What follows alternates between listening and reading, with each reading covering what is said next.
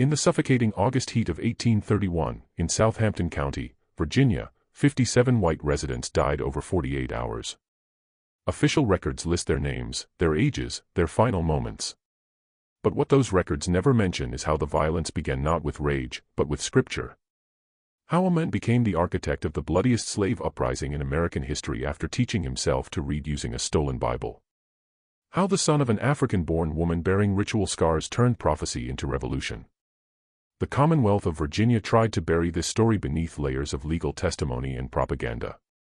They executed 16 men, sold dozens more to the Deep South, and spent decades rewriting what happened during those 2 days. But court documents, personal letters, and witness statements, many sealed for over a century, reveal something far more complex than the simple narrative of violence the authorities wanted the public to believe. Before we continue with the story of Nathaniel Turner, take a moment to subscribe to Liturgy of Fear and hit that notification bell, because stories like this, stories that challenge everything we thought we knew about American history, need to be heard. And leave a comment telling us what state or city you're listening from. Together, let's uncover the truth that powerful people worked so hard to conceal. What really happened in Southampton County didn't begin on that August night. It began 31 years earlier in a small cabin, where a woman looked at her newborn son and saw marks that made her weep. Nancy Turner gave birth to her son on October 2, 1800, in a rough-hewn cabin on Benjamin Turner's plantation. The birth itself was unremarkable. Virginia in autumn saw countless slave children born into bondage. But what happened immediately afterward would shape everything that followed. Nancy, brought from Africa as a child and still bearing the traditional scarification marks of her homeland on her arms, examined her infant son with an intensity that alarmed the older women present. She traced her fingers across his head, his chest, his tiny limbs, searching for something. "He has the marks," she whispered in a language the other slaves didn't fully understand. "The bumps and scars. He is chosen." The other women exchanged worried glances. They knew what happened to slave children whose mothers claimed special destinies for them. Masters didn't tolerate such talk. But Nancy insisted her son bore unusual markings on his body from birth, signs she recognized from the spiritual traditions of her homeland. Whether these marks were real or imagined by a desperate mother seeking meaning in an unbearable existence, no one could say for certain. But Nancy believed with absolute conviction, and she raised Nathaniel with that belief woven into every moment of his childhood. Benjamin Turner, the plantation owner, was a relatively prosperous farmer who worked his land alongside his dozen slaves. He was neither the cruelest nor the kindest of masters. He existed in that vast middle ground of men who accepted slavery as an economic necessity without excessive brutality, but also without moral qualms. His wife Elizabeth noticed early that the Turner boy was different from other slave children. While others his age played in the dirt or helped with simple chores, young Nathaniel would sit for hours studying the shapes of leaves, the patterns of shadows, the movements of insects across the ground. When Nathaniel was 3 or 4 years old, he demonstrated an ability that sent ripples of unease through the slave quarters and the main house alike. He described events that had occurred before his birth with such specific detail that older slaves swore he must have witnessed them somehow. He spoke of storms that had destroyed crops in particular years, of a horse that had broken its leg in a specific location, of conversations between people who had died before he was born. His grandmother, Bridget, Nancy's mother, who still carried the African name she refused to abandon, encouraged this gift, seeing in it confirmation of Nancy's prophecy. "The boy sees what others cannot," Bridget would say in hushed tones to the other slaves. "The ancestors speak through him." Benjamin Turner heard these stories and, with the casual curiosity of a man whose property had proven interesting, decided to teach the boy to read. This was illegal in Virginia. Teaching slaves to read had been outlawed since 1819. But Turner did it anyway, perhaps amused by the child's intelligence, perhaps motivated by some half-formed notion of Christian duty. He gave Nathaniel access to the family Bible and watched as the boy devoured it with an intensity that bordered on obsession. By the time Nathaniel was 12, he could read and write better than many white children in the county. But more significantly, he had begun to interpret the Bible in ways that made both slaves and masters uncomfortable.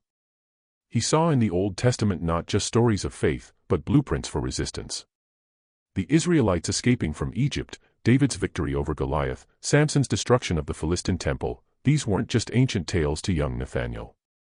They were instructions waiting to be followed. The slaves began coming to him with questions about Scripture. They called him the prophet in whispers, careful never to let the overseers hear. Nathanael told them that God had shown him visions in the night, visions of black and white spirits battling in the sky, visions of blood running through the fields, visions of liberation through fire and judgment. He fasted for days at a time, wandering into the woods to pray, and he claimed to receive direct communication from the divine. I saw white spirits and black spirits engaged in battle, he would later testify, and the sun was darkened. The thunder rolled in the heavens, and blood flowed in streams. In 1810, Benjamin Turner died, and the plantation passed to his son, Samuel. Nathanael, now 10 years old, watched as the estate was divided and reorganized. Samuel Turner had no interest in his father's eccentric experiment with an educated slave. He saw Nathanael as a potential source of trouble, too intelligent, too influential among the other slaves, too confident in his bearing. But Nathanael was valuable property, a strong young man who could work hard. Samuel kept him close, assigning him to work in the fields alongside the others, while keeping a wary eye on his activities. During these years, Nathanael's reputation grew. Slaves from neighboring plantations would find excuses to visit, hoping to hear him preach. He told them that God had revealed to him a great purpose, that he was meant to lead his people to freedom, but that the time had not yet come. He needed a sign, a clear indication from heaven that the moment had arrived. I was ordained for some great purpose in the hands of the Almighty, he told those who would listen. The signs would be shown to me when the time was right. In 1822, when Nathanael was 22, Samuel Turner died suddenly, and once again the property was reorganized. Nathanael was hired out to John Travis, a wheelwright who had married Samuel's widow. This arrangement, being hired out rather than sold outright, gave Nathanael a degree of mobility unusual for slaves. He worked in Travis's shop, learning the wheelwright trade, but he also traveled throughout Southampton County delivering finished work, which allowed him to maintain contact with the network of slaves he had been building for years. The Travis household was smaller, less strictly supervised. Nathanael found more time to preach, to plan, to wait for his sign. He married a woman named Cherry, who belonged to a nearby plantation, and their forced separation, seeing her only when granted permission, added personal anguish to his theological fury. He watched as families were torn apart by sale, as children were taken from mothers, as men were whipped for the smallest infractions. Each injustice fed the fire of his conviction that divine judgment was coming. By 1825, Nathanael had experienced what he described as a profound religious vision while working in the fields. He saw drops of blood on the corn, hieroglyphic characters, and numbers written in blood on leaves in the woods. Whether these were real phenomena, tricks of light, plant diseases, his own blood from cuts sustained while working, or hallucinations brought on by fasting and religious fervor, Nathanael interpreted them as messages from God. The Almighty was preparing him for his mission. He began baptizing followers in the mill pond, performing ceremonies that blended Christian ritual with half-remembered African traditions his grandmother had taught him. White residents occasionally witnessed these gatherings and found them disturbing, the intensity of the singing, the fervor of the prayers, the way the slaves looked at Nathanael with something approaching worship. But Southampton County had always been relatively peaceful, with none of the organized resistance seen in other parts of the South. The white population saw these religious gatherings as harmless, perhaps even useful in keeping the slaves docile and focused on heavenly rather than earthly liberation. They were catastrophically wrong. On February 12, 1831, the sun disappeared in the middle of the day. A solar eclipse swept across North America. And in Southampton County, Virginia, slaves and masters alike stood in their yards, watching the moon slowly consume the sun. The temperature dropped, birds stopped singing and returned to their roosts. A strange twilight settled over the landscape at noon. Nathanael Turner stood in the Travis yard, his face turned upward, tears streaming down his cheeks. This was the sign he had been waiting for.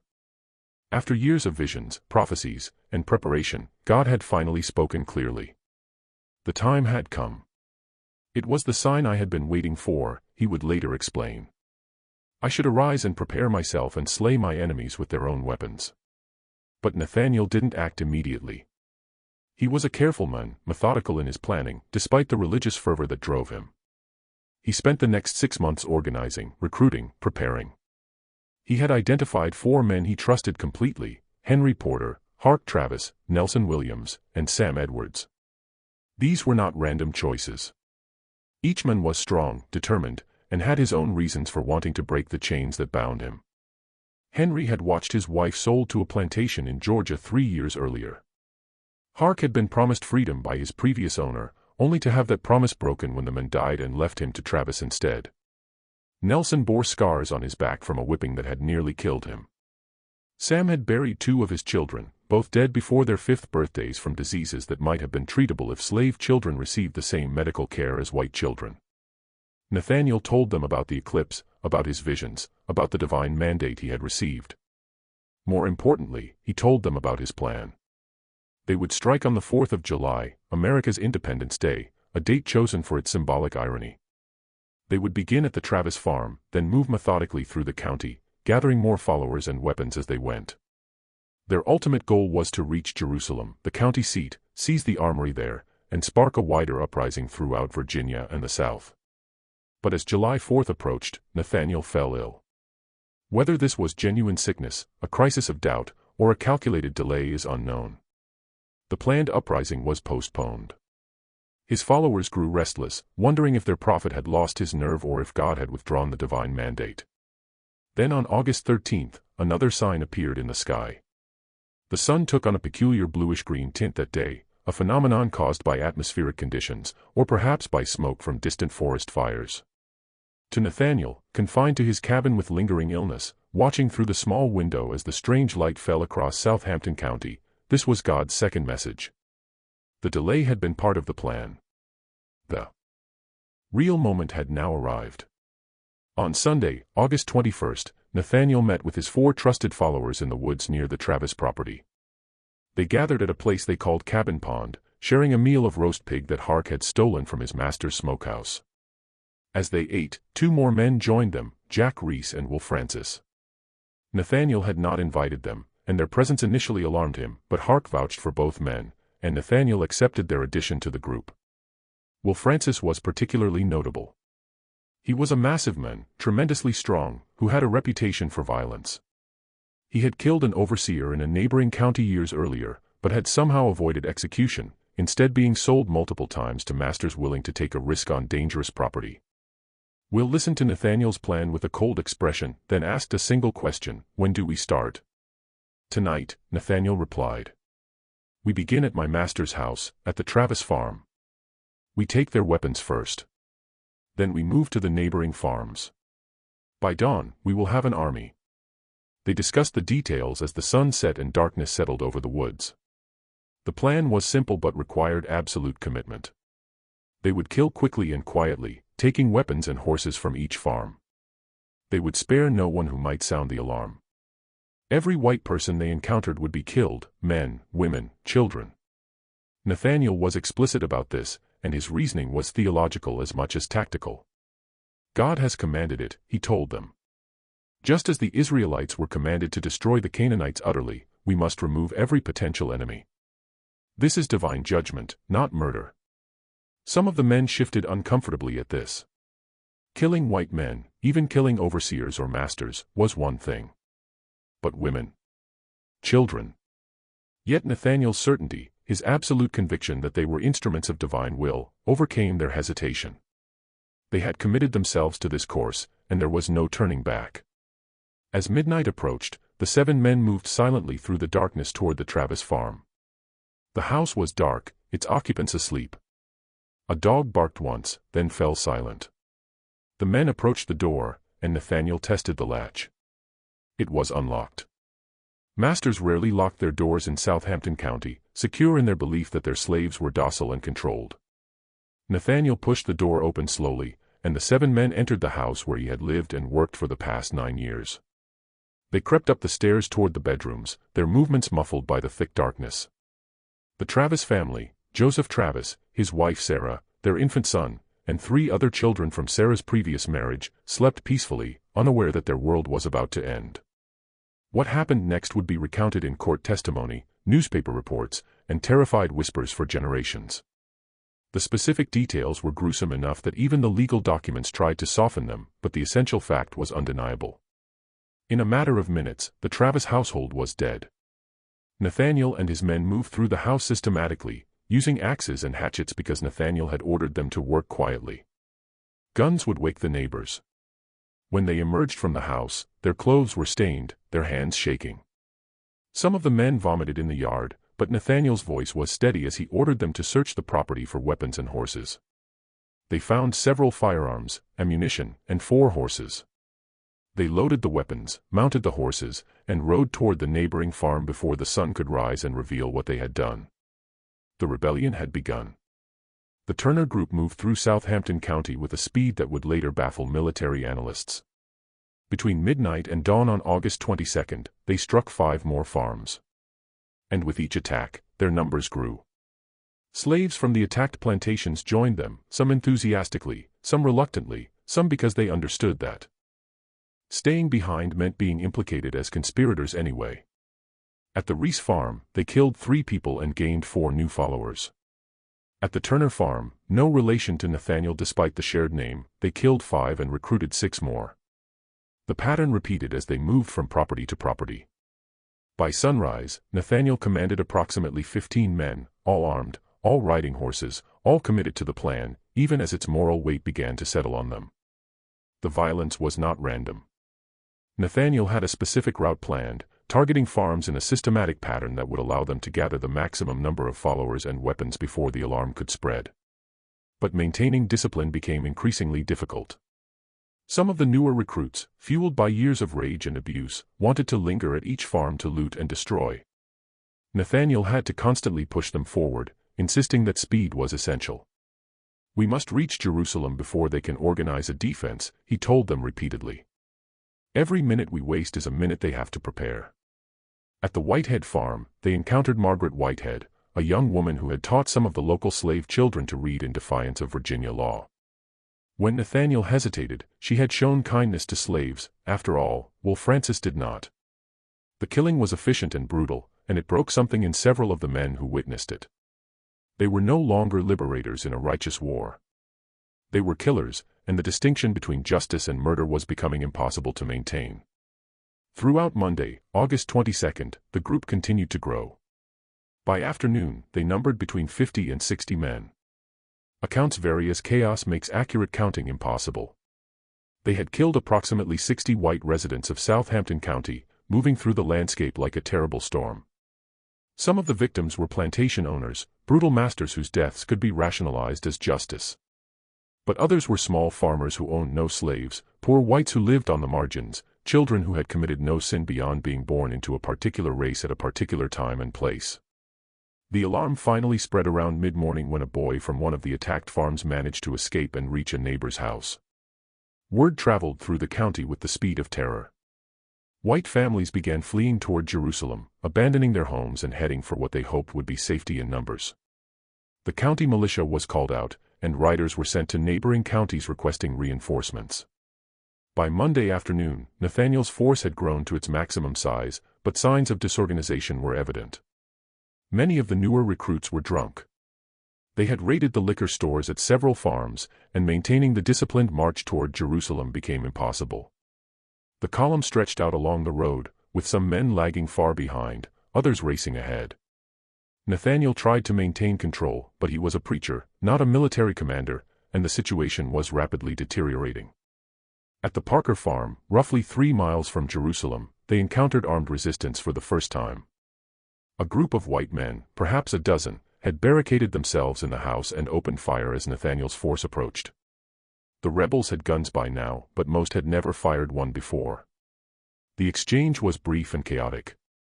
Several of Nathaniel's followers were wounded, one killed. The white defenders held the house, and Nathaniel made the tactical decision to bypass it and continue toward Jerusalem. But the delay had been costly. More armed white men were gathering, organizing into militia units. The element of surprise was gone, and the rebels' advantage in numbers meant little when facing trained men with better weapons and defensive positions. That evening, as darkness fell again, Nathaniel's force made camp in the woods near the Ridley plantation. They had traveled in a rough circle through the county, and they were now closer to where they had started than to Jerusalem. Morale was breaking down. Some of the men wanted to continue the attack, to push forward no matter the cost. Others wanted to flee, to disappear into the woods and try to escape to the north. A few whispered about surrendering, though everyone knew that surrender meant certain execution. Nathaniel spent the night moving among his followers, trying to keep them committed to the plan. He reminded them of the visions, the signs from God, the divine mandate they were fulfilling. But his words rang hollow even to him. The rebellion was failing, and he knew it. The white population was organized now, armed and furious. The element of surprise, the only real advantage the rebels had ever possessed, was gone. If you're feeling the tension of this moment, when everything Nathaniel Turner planned began to unravel, take a second to hit that like button and share this video with someone who appreciates true historical mysteries. Subscribe and turn on notifications because stories this intense don't appear everywhere. Now, let's see how a rebellion born from prophecy descended into desperate survival. Tuesday morning, August 23rd, brought disaster. Nathaniel attempted to reorganize his followers and make a final push toward Jerusalem. But overnight, most of his force had melted away. Men slipped into the darkness, heading back to their plantations in hopes of claiming they had been forced to participate, or fleeing into the swamps and forests to hide. By dawn, Nathaniel commanded fewer than 20 men. They attempted one more attack on the Blunt plantation, hoping to rally support and gather more weapons, but the plantation was ready for them. Armed white men had gathered there, having learned of the rebellion and prepared a defense. The ensuing fight was brief and one-sided. The rebels were routed, scattered into the woods in a complete collapse of organization. Nathaniel tried to regroup, to gather the remnants of his force for another attempt, but it was hopeless. By Tuesday afternoon, he was moving through the woods with only a handful of followers, and even they were beginning to question whether continuing was worth the inevitable consequences. The rebellion that was supposed to spark a general uprising across the South had collapsed in less than 48 hours. The white response was immediate and overwhelming. Militia units from Southampton, Sussex, Isle of Wight, and Nansemond counties converged on the area. Federal troops from Fort Monroe were dispatched. Naval units patrolled the waterways to prevent escape by boat. Within days, nearly 3,000 armed white men were searching Southampton County for rebels. What followed was a reign of terror that in its own way rivaled the violence of the rebellion itself. White militias killed any black person they suspected of involvement, often without trial or evidence. Estimates vary, but between 100 and 200 African Americans were killed in the week following the rebellion, men who had nothing to do with Nathaniel's uprising, slaves who had remained loyal to their masters, free blacks who had no connection to the events at all. Heads were mounted on poles along the roads as warnings. Bodies were mutilated and displayed. The captured rebels faced swift military tribunals. No defense was offered. No mercy expected. 16 men were hanged in Jerusalem over the course of several weeks, their bodies left swinging from the gallows as public warnings. Dozens more were sold to plantations in the Deep South, a fate many considered worse than execution. The state of Virginia paid compensation to the owners whose property, both the executed rebels and the dead white victims, had been lost in the uprising. But Nathaniel himself had disappeared. For 6 weeks, he evaded capture despite an intensive manhunt. He hid in the woods, moving from one concealed location to another, surviving on stolen food and what he could forage. The authorities were baffled. How could one man, in a relatively small county with 3,000 armed men searching for him, remain hidden for so long? The answer lay in the very system that had created him. Nathaniel knew Southampton County intimately, knew every path through the woods, every hiding place, every sympathetic cabin where someone might leave food or warn him of approaching militia. More significantly, many slaves protected him through their silence, refusing to reveal his location even when threatened with violence. They might not have supported his rebellion, but they wouldn't betray one of their own to the white authorities. On October 30, 1831, a farmer named Benjamin Phipps discovered Nathaniel hiding in a cave-like depression beneath a fallen tree. Nathaniel was unarmed, weakened by hunger and exposure. He surrendered without resistance, perhaps relieved that the ordeal was finally over, perhaps still believing that God would somehow intervene even now. They brought him to Jerusalem in chains, and the entire county turned out to see the men who had terrified them for 6 weeks. Contemporary accounts described Nathaniel as calm, almost serene, showing no fear or regret. When asked if he regretted the rebellion, he replied simply, "Was not Christ crucified?" His trial lasted 1 day. The verdict was never in doubt. On November 5, 1831, Nathaniel Turner was hanged in Jerusalem, Virginia. According to some accounts, his body was dissected and pieces distributed as souvenirs. His skin was reportedly made into coin purses and book covers. His skull allegedly passed through several hands before being lost to history. But the execution of Nathaniel Turner didn't end the story. In many ways, it only deepened the mystery of what his rebellion really meant and what truths it revealed about the nation that both created and denied him. Before his execution, Nathaniel sat in his jail cell and dictated his story to Thomas Ruffin Gray, a local lawyer who saw an opportunity to profit from publishing the condemned man's testimony. Gray titled the resulting document The Confessions of Nat Turner, and it remains one of the most controversial primary source documents in American history. Reading Gray's account raises more questions than it answers. How much of it represents Nathaniel's actual words, and how much was filtered through Gray's own prejudices and commercial interests? Gray framed the confession as a warning to other slaves and proof that educated slaves were dangerous. But Nathaniel's voice, assuming it's his voice, comes through with unsettling clarity and complexity. "You have asked me to give a history of the motives which induced me to undertake the late insurrection," the confession begins. "To do so, I must go back to the days of my infancy." Throughout the document, Nathaniel describes his visions with the certainty of genuine religious experience. The Holy Spirit appeared to him in the fields. God spoke to him directly, commanding him to take up arms against his oppressors. The signs in the sky, the eclipse, the strange coloration of the sun, were clear divine messages that the time had come. But the confession also reveals moments of calculation and planning that sit uneasily alongside the religious fervor. Nathaniel chose his followers carefully, planned his route strategically, made tactical decisions about timing and targets.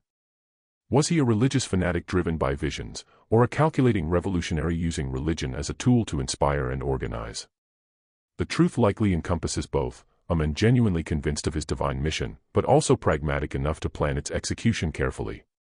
What's conspicuously absent from Gray's published confession is any real exploration of Nathaniel's motivations beyond the religious framework. The document mentions slavery only in passing, as if the conditions of bondage were incidental to the uprising rather than its fundamental cause. Gray wanted to present Nathaniel as a religious madman whose violence stemmed from fanaticism rather than legitimate grievance. Acknowledging the systematic brutality of slavery would have undermined that narrative. Yet even through Gray's filter, the reality seeps through. Nathaniel describes watching his father escape to freedom when Nathaniel was a child, never to return. He mentions being prevented from marrying the woman he loved because they belonged to different owners. He references countless small humiliations and larger cruelties witnessed throughout his life. The religious visions may have been real to him, but they grew from soil fertilized by 30 years of systematic dehumanization. The publication of the Confessions of Nat Turner sent shock waves throughout the South. It sold thousands of copies, making Gray a substantial profit while simultaneously terrifying white Southerners with its depiction of an educated, articulate slave capable of organized resistance. The document became Exhibit A in arguments for stricter control of slaves, for laws prohibiting teaching them to read, for increasing surveillance and punishment. But the confession also became something else, proof that slaves were not the contented, childlike beings that slavery's defenders claimed them to be. Here was a man who could read and write better than most white Southerners, who could quote scripture with the precision of a trained minister, who could organize and lead a complex military operation. The very existence of Nathaniel Turner and his testimony contradicted every assumption slavery was built upon. Virginia responded with a wave of restrictive legislation. Laws prohibiting slaves from assembling for religious services were strengthened. Penalties for teaching slaves to read became more severe. Free blacks faced new restrictions on their movements and activities.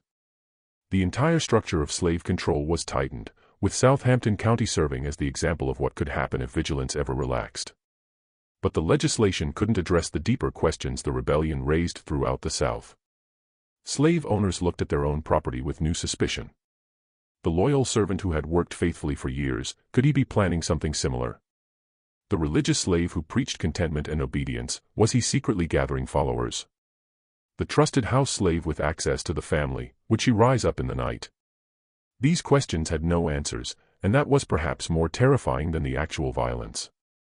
Nathaniel Turner had shown that slaves were capable of organized resistance, that they could plan and execute a coordinated attack, that the entire system of control depended on a fragile balance of force and fear that could be disrupted by a single determined individual. In the decades following the rebellion, Virginia authorities worked systematically to minimize, reframe, and ultimately bury the true story of what happened in Southampton County. Official records were edited, eyewitness accounts were suppressed, and a carefully constructed narrative replaced the complex reality. The process began almost immediately after the executions ended. Governor John Floyd ordered a comprehensive review of all documents related to the rebellion, ostensibly to understand what had happened and prevent future uprisings. But the real purpose became clear as certain testimonies disappeared from the official record, as witness statements were altered to align with preferred narratives, as inconvenient facts were quietly omitted from published accounts. The Virginia General Assembly convened a special session in December 1831 to address the rebellion. The debates that occurred behind closed doors revealed deep divisions among the state's political elite. Some delegates argued that the uprising proved slavery was fundamentally unstable and should be gradually abolished. Thomas Jefferson Randolph, the former president's grandson, proposed a plan for gradual emancipation that gained surprising support among Western Virginia delegates who owned few slaves and resented the political power of the Eastern plantation class. But the Eastern delegates, representing the heart of Virginia's slave economy, fought back ferociously.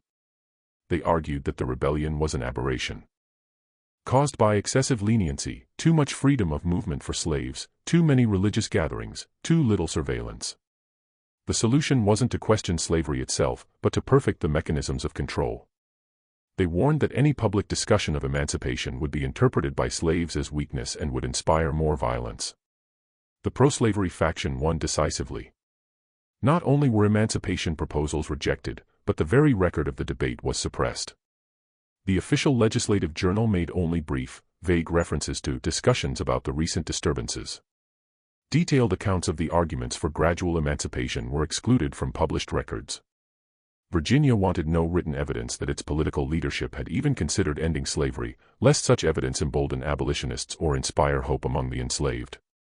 The authorized version emphasized several key points. Nathaniel was a religious fanatic driven mad by his own intelligence and the foolish indulgence of masters who taught him to read.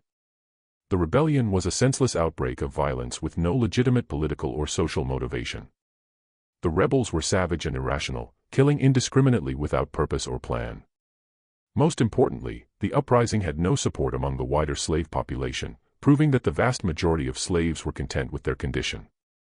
This narrative served multiple purposes. It absolved Virginia's slave-owning class of responsibility for creating conditions that might drive people to violent resistance. It reinforced arguments for stricter control while simultaneously denying that slaves had legitimate grievances. It transformed Nathaniel from a revolutionary leader into a cautionary tale about the dangers of educating slaves and allowing them religious freedom. The medical community participated in this narrative construction in particularly disturbing ways. Dr. Samuel Cartwright, a prominent physician, published papers arguing that slaves who attempted to escape or rebel suffered from mental illnesses he termed drapetomania and dysesthesia ethiopica. These pseudoscientific diagnoses pathologized resistance, transforming the natural human desire for freedom into a medical disorder requiring treatment through increased labor and physical punishment. Nathaniel Turner became a case study in these fabricated conditions, his intelligence and leadership reframed as symptoms of mental disease rather than evidence of capability. Churches throughout Virginia responded with coordinated messaging designed to reinforce slave compliance. Ministers preached that the rebellion proved the dangers of misinterpreting Scripture, that Nathaniel had twisted God's word to justify sin, that true Christianity demanded obedience to earthly masters. Bible passages emphasizing submission and patience were emphasized, while passages about liberation and justice were carefully avoided or reinterpreted. The Virginia Baptist Association issued formal statements condemning the rebellion and recommending increased religious instruction for slaves, but only instruction carefully controlled by white ministers teaching approved doctrines. But the official narrative couldn't entirely suppress alternative accounts that circulated among the enslaved population throughout the South. In whispered conversations in slave quarters, Nathaniel Turner became a different kind of figure, a man who had struck back against oppression, who had shown that resistance was possible, who had proven that slaves were not powerless victims, but potential agents of their own liberation. The stories that circulated bore little resemblance to Thomas Gray's published confession. In slave narratives, Nathaniel's religious visions were validated rather than pathologized.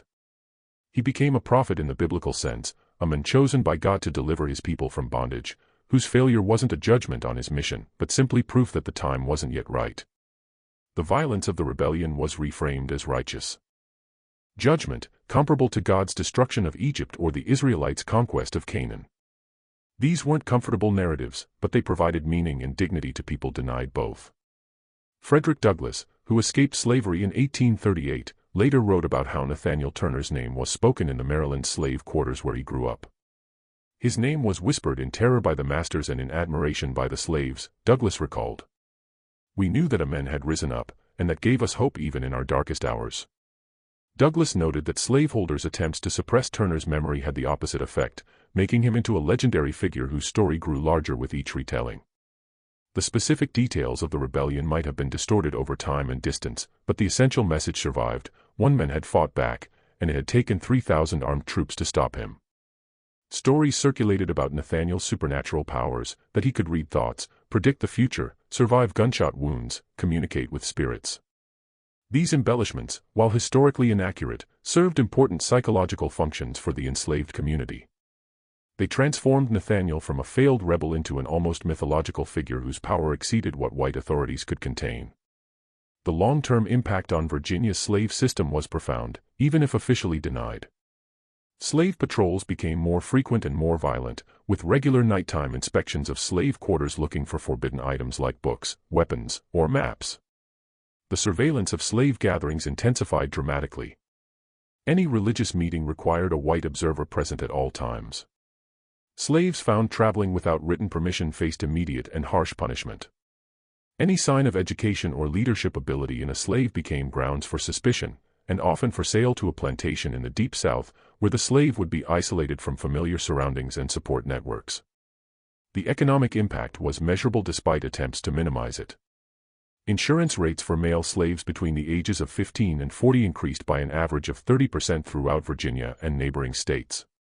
Plantation owners who had previously allowed slaves relative freedom of movement now implemented strict accounting systems tracking every slave's location at all times. The cost of maintaining control, more overseers, more patrols, more administrative oversight, reduced the profitability of slavery in Virginia, contributing to the state's gradual shift towards selling slaves to the Deep South rather than maintaining large plantations. Agricultural productivity in Southampton County declined noticeably in the years following the rebellion. Many of the county's most experienced field workers had been executed, sold away, or so traumatized by the violence and its aftermath that their efficiency decreased.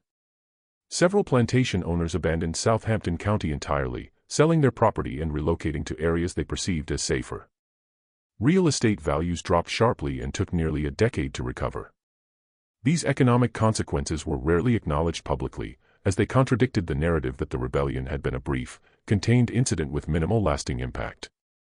Ironically, these increased restrictions probably prevented future large-scale rebellions by making organization effectively impossible. But they couldn't eliminate the fear that pervaded white Southern society, the nagging suspicion that beneath the surface of apparent docility lay the possibility of violence. That fear shaped Southern society in ways large and small, contributing to the siege mentality that would ultimately lead to secession and civil war 30 years later. For the enslaved population, Southampton County became a reference point, a moment when the impossible had briefly become real. Nathaniel Turner's name was spoken carefully, often in code, but it was spoken. Songs incorporated veiled references to his rebellion. Stories were passed down through generations, changing in the telling but maintaining the essential narrative. Once, a man stood up and fought back. One song that emerged in the 1840s, documented by researchers decades later, contained the lines, "Old Nat Turner, he got free / showed us all what we could be / though they caught him in the end / freedom's got another friend." The song was sung at funerals, at weddings, during corn-shucking competitions, any gathering where slaves could briefly create their own cultural space away from white supervision. The lyrics varied by region, but the essential message remained constant. Nathaniel Turner's attempt at liberation, however unsuccessful, represented a triumph of human dignity over systematic oppression. The historical evidence of the rebellion's impact appears in unlikely places. Slave insurance rates increased significantly throughout Virginia after 1831, with some insurance companies refusing to cover male slaves in certain age ranges at any price. The prices paid for male slaves decreased relative to female slaves, as buyers worried about purchasing potential rebels. Laws regarding the interstate slave trade were modified to prevent the importation of slaves from northern states where they might have been exposed to abolitionist ideas.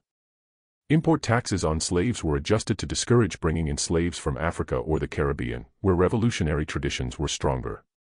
The entire economic and legal structure of slavery adjusted itself in response to those 48 hours in Southampton County.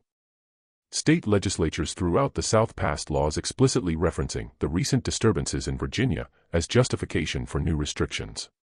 South Carolina made it illegal for free blacks to return to the state after traveling outside its borders. Georgia prohibited slaves from learning any trade that might give them excessive independence.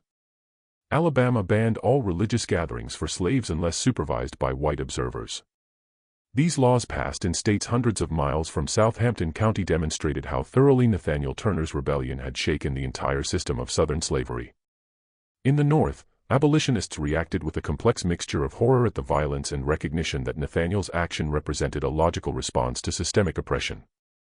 William Lloyd Garrison published his first issue of The Liberator in January 1831, 8 months before the rebellion, and the events in Southampton County gave urgent credibility to his warnings about the consequences of continuing slavery. Garrison walked a careful line in his response to the rebellion. He condemned the violence while arguing that slavery itself created the conditions that made such violence inevitable.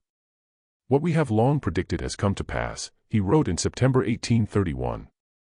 "The slaves have risen in bloody rebellion. The guilt rests not with them, but with those who have held them in chains and denied them every human right. Those who make peaceful progress impossible make violent revolution inevitable." This response outraged Southern readers and made Garrison's name synonymous with dangerous radicalism throughout the slave states. Several Southern states offered rewards for his capture and trial. Georgia offered $5,000, an enormous sum, for anyone who would bring Garrison to the state to face charges of inciting insurrection.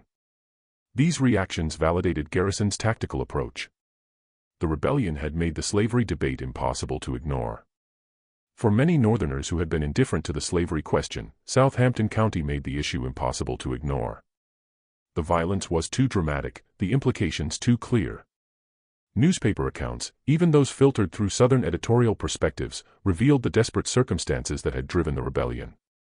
Northern readers learned about families separated by sale, about brutal working conditions, about slaves denied basic education and religious freedom.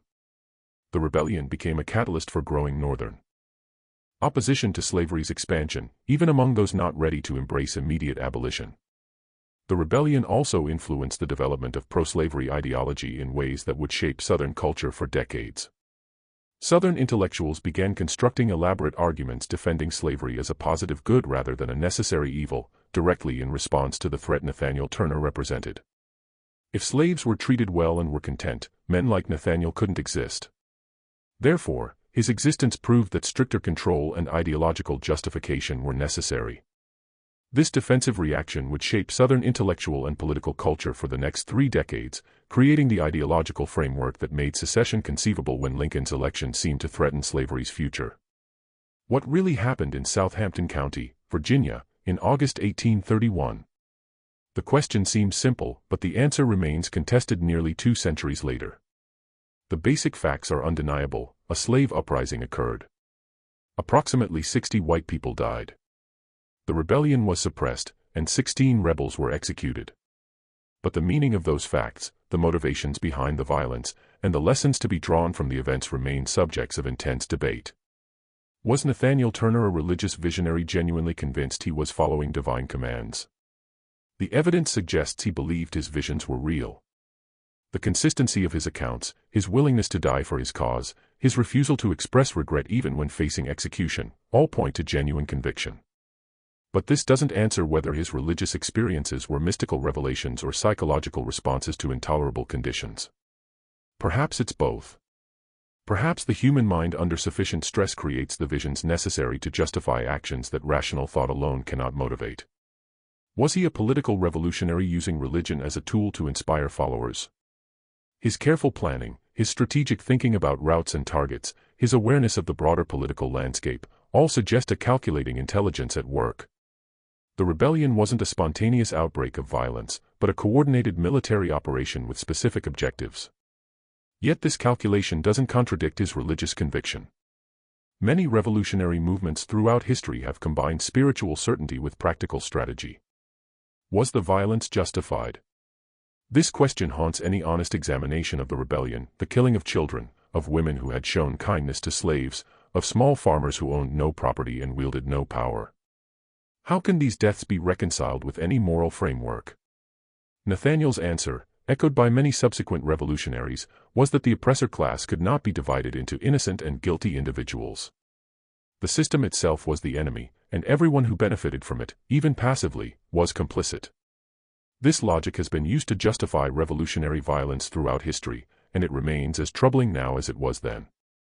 Yet the question of justification cannot be separated from the question of slavery itself. A system that treated human beings as property, that separated families at will, that enforced compliance through violence, that denied basic human rights and dignity, what response to such a system could be considered inappropriate? If Nathaniel Turner's violence was unjustified, what form of resistance would have been justified? The historical record shows that peaceful resistance by slaves was met with violence, that attempted escapes resulted in torture and death, that even the most basic assertions of humanity were punished brutally. The trial records and contemporary accounts reveal a deliberate effort to erase certain aspects of the rebellion. The extensive slave support network that kept Nathaniel hidden for 6 weeks is mentioned only briefly. The number of slaves who protected him through their silence is never calculated. The possibility that his rebellion inspired future resistance, even if that resistance took different forms, is carefully denied. These absences in the historical record are as revealing as what was included. Thomas Gray's Confessions represents the primary source for understanding Nathaniel's motivations, but it's a deeply problematic document. Gray had financial incentives to sensationalize the account, political motivations to frame it in ways that supported slavery, and personal biases that inevitably shaped his transcription. Reading the confession requires constant awareness that we're seeing Nathaniel Turner through multiple distorting lenses: his own self-presentation, Gray's editorial filter, and the expectations of the contemporary audience. Yet even accounting for all these distortions, a coherent portrait emerges: a highly intelligent man trapped in a system that could never acknowledge his humanity, who transformed his rage and despair into religious certainty, who convinced himself and others that divine sanction justified horrific violence, and who followed his convictions to their logical conclusion despite knowing it would end in his death. This portrait doesn't resolve the moral questions his actions raise, but it makes them comprehensible in ways that simple narratives of fanaticism or pure evil cannot. The physical evidence of the rebellion has largely disappeared. The farms where the violence occurred have been rebuilt, sold, and transformed. The tree where Nathaniel hid has long since fallen and decayed. The courthouse where he was tried has been replaced. Even his remains were treated with such brutality and dispersed so widely that nothing remains to mark his existence. This erasure was intentional. Virginia wanted to eliminate not just Nathaniel Turner, but any memorial that might inspire future resistance. But the story survived despite these efforts. It survived in the folk memories of the enslaved population, in the fears of the white South, in the arguments of abolitionists, and eventually in the historical record that even censorship couldn't completely suppress. What do you think of Nathaniel Turner's story? Was he a prophet, a revolutionary, a murderer, or all three? Leave your comment below with your perspective.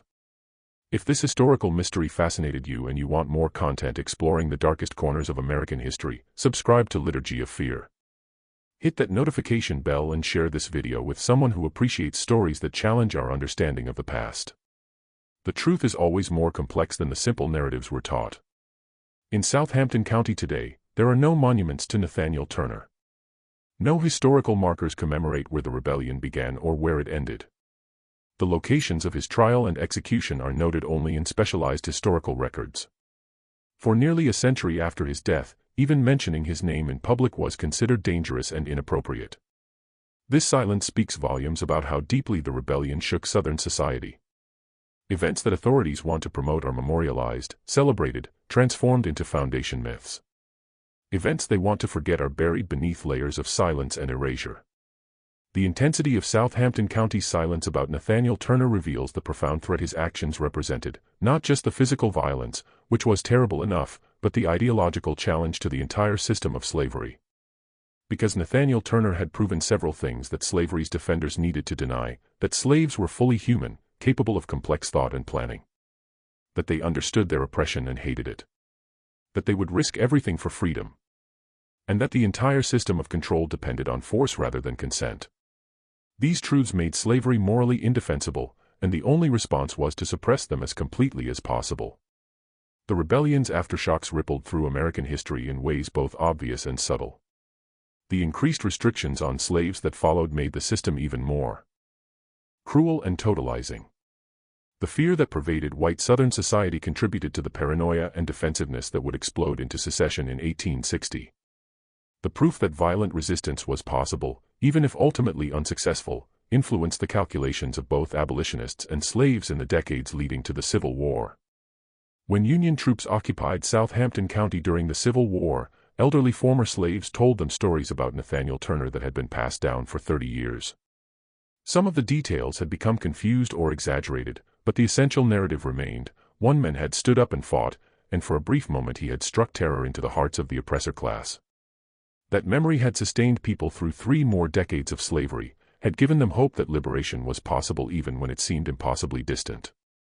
Modern historians continue to debate Nathaniel Turner's place in American history. Some see him as a heroic freedom fighter, others as a religious fanatic, still others as a tragic figure whose violence was both understandable and inexcusable. The truth likely encompasses all these perspectives and more. He was a complex human being whose actions were shaped by impossible circumstances, who made choices that continue to disturb us because they resist simple moral categorization. What remains beyond debate is that those 48 hours in Southampton County changed American history. They accelerated the South's defensive embrace of slavery as a positive institution rather than a necessary evil. They strengthened the abolitionist movement by providing undeniable evidence of slavery's brutality and its victims' desperate desire for freedom. They influenced the development of slave control systems throughout the Americas, as other slaveholding societies studied Virginia's response and implemented similar restrictions. And they proved that the enslaved were not passive victims waiting for white saviors to liberate them, but active agents who would seize freedom by force if no other option existed. This truth was too dangerous to acknowledge publicly.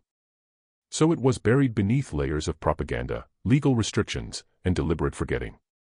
But it could never be completely erased, because it was witnessed by too many people and meant too much to those who lived in bondage. Southampton County, Virginia, in August 1831 was a place where the contradictions of American society became impossible to ignore. A nation founded on principles of liberty and equality, built on a system of total human bondage. A Christian society that justified the most unchristian cruelty. A democratic republic that denied basic humanity to a substantial portion of its population. These contradictions had to be maintained through violence, surveillance, and systematic denial. And Nathaniel Turner exposed their fundamental instability. The rebellion failed in its immediate objectives. Jerusalem was never reached.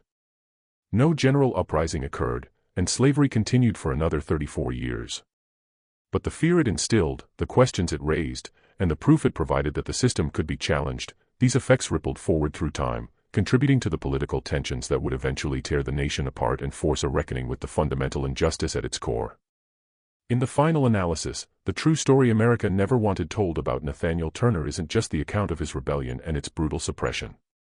It's the larger story of what his actions revealed about the nation itself, the violence necessary to maintain slavery, the fear that pervaded slave-owning society, the desperate courage of those who resisted, and the lengths authorities would go to suppress not just rebellion, but the memory of rebellion. The documents exist: trial records, contemporary newspaper accounts, Thomas Gray's confession, letters, and diaries from those who lived through the events.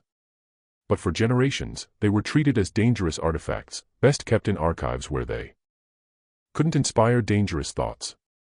The history was written by the victors, shaped to serve their interests, stripped of its most challenging implications. Yet the truth persisted in the silences, in the nervous glances white Southerners cast toward their slaves, in the songs sung quietly in slave quarters, in the tightening of controls that revealed ongoing fear. Southampton County, Virginia, August 1831. 2 days that changed everything while officially changing nothing. A rebellion suppressed but never truly forgotten. A story buried but never completely destroyed. That's the truth America never wanted told, not just that Nathaniel Turner led a slave rebellion, but that he proved slavery could only exist through terror, that he demonstrated the lie at the heart of the system, and that his actions, however morally troubling they remain, were the inevitable result of an institution so fundamentally unjust that it could only generate violence in response. The authorities executed Nathaniel Turner, dismembered his body, and tried to erase his memory. But they couldn't erase the questions he forced the nation to confront, questions that would ultimately require a civil war to answer.